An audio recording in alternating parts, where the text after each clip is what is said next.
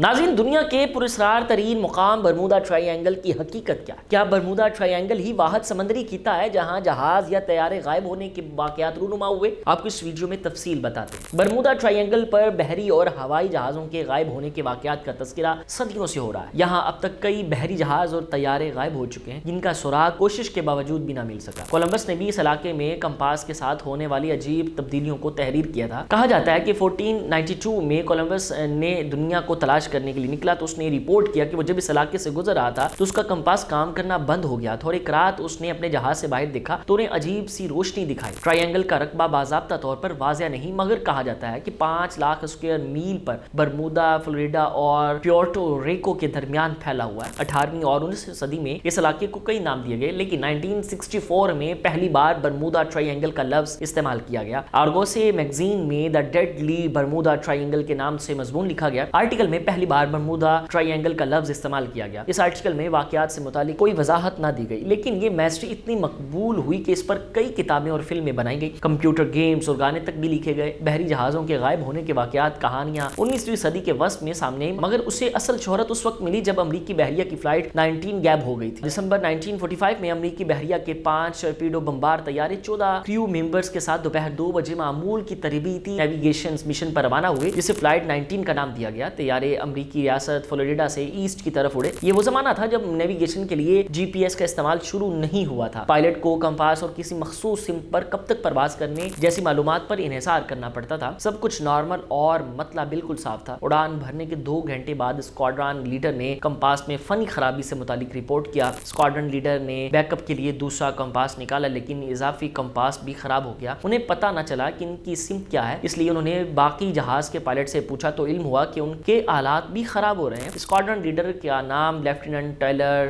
Charles Karl تھا۔ Compass میں خرابی کے بعد ریڈیو ٹرانسمیشن سے تذبذب پر مبنی پیغامات سننے کو ملے۔ موسم آہستہ آہستہ خراب ہونے لگا۔ شام کو 4:56 پر اسکواڈرن لیڈر کو محسوس ہوا کہ جہاز گولف آف میکسیکو کے اوپر پہنچ چکا ہے۔ انہوں نے باقی طیاروں کے پائلٹ کو ایسٹ کی طرف اڑان بھرنے کا حکم دیا، لیکن کریو ممبر کا خیال تھا کہ ہم پہلے ہی ایسٹ میں ہیں اور ہمیں واپس جانے کے لیے ویسٹ کی طرف جانا چاہیے۔ پائلٹ پریشانی میں ایک سے دوسری جانب پرواز کر رہے تھے۔ کہتے ہیں کہ سمندر اچانک بھر گیا اور دن کی روشنی رات کی تاریکی میں بدل گئی۔ یہ بھی کہا جاتا ہے کہ سورج غروب ہو گیا تھا اور رات کی سیاہی پھیلنے لگی۔ اس وقت طیارے فلوریڈا کی ایسٹ سے 370 کلومیٹر دور تھے۔ 7:04 پر ٹیلر کی طرف سے آخری ریڈیو ٹرانسمیشن پیغام ملا، جس کے بعد طیارے ہمیشہ کے لیے غائب ہو گئے۔ آج بھی ان جہازوں کے بارے میں کسی کو کچھ نہیں معلوم، طیارے کہاں گئے اور ان کے ساتھ کیا ہوا۔ فلائٹ 19 کے تلاش کے لیے سرچ آپریشن ریسکیو مرینا ایئر کرافٹ نے 13 کریو ممبرز کے ساتھ اڑان بھری، لیکن یہ طیارہ بھی غائب ہو گیا۔ فلائٹ 19 کے 14 افراد اور مرینا کے 13 کریو ممبرز بھی غائب ہو گئے تھے۔ دونوں طیاروں کی تلاش کرنے کے لیے اس وقت کا سب سے بڑا air and sea search operation شروع کیا گیا، لیکن طیاروں کا کوئی سراغ نہ مل سکا۔ کسی کریو ممبرز کی لاش ملی اور نہ ہی ایئر کرافٹ کا کوئی حصہ ملا۔ یہ وہی مقام تھا جسے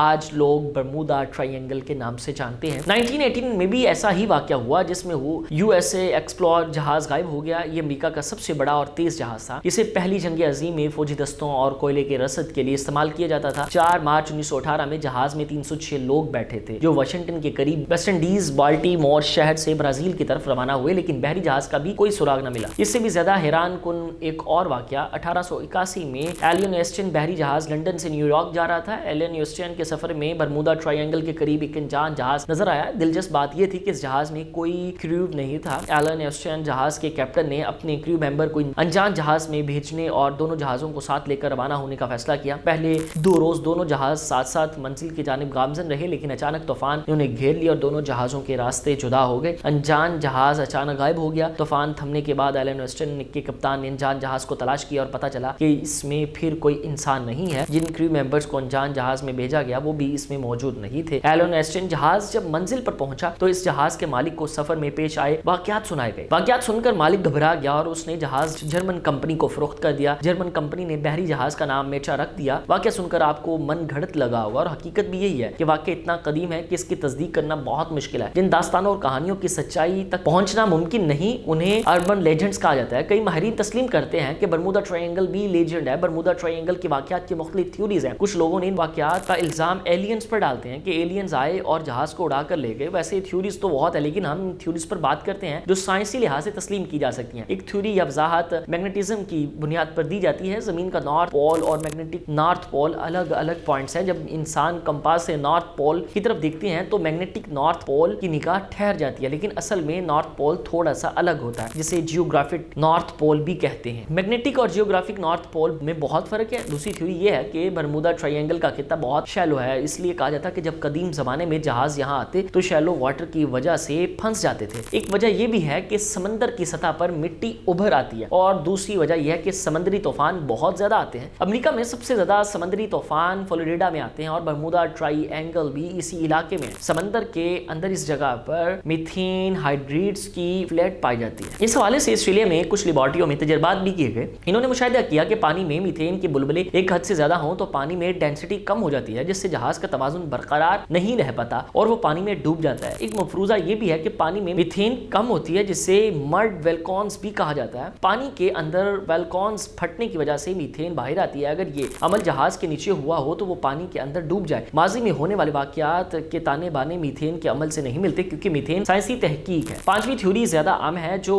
انسانی نفسیات سے تعلق رکھتی ہے. اسے فریکوینسی یا بیئرڈر مینوف ایفیکٹ ایلیجنس کہا جاتا ہے. دونوں چیزیں انسانی نفسیات پر اثر انداز ہوتی ہیں. انسانی فطرت یا نفسیات جن چیزوں کو لوگ نوٹس کرنے لگتے ہیں وہ چیزیں ارد گرد زیادہ ہونے لگتی ہیں. یہی چیز برمودا ٹرائی اینگل سے متعلق بھی ہے. حقیقت میں برمودا ٹرائی اینگل میں کئی جہاز غائب ہوئے, لیکن ایسے واقعات کچھ اور سمندری خطے پر بھی ہوئے جہاں ایئر کرافٹ اور شپ غائب ہوئے تھے.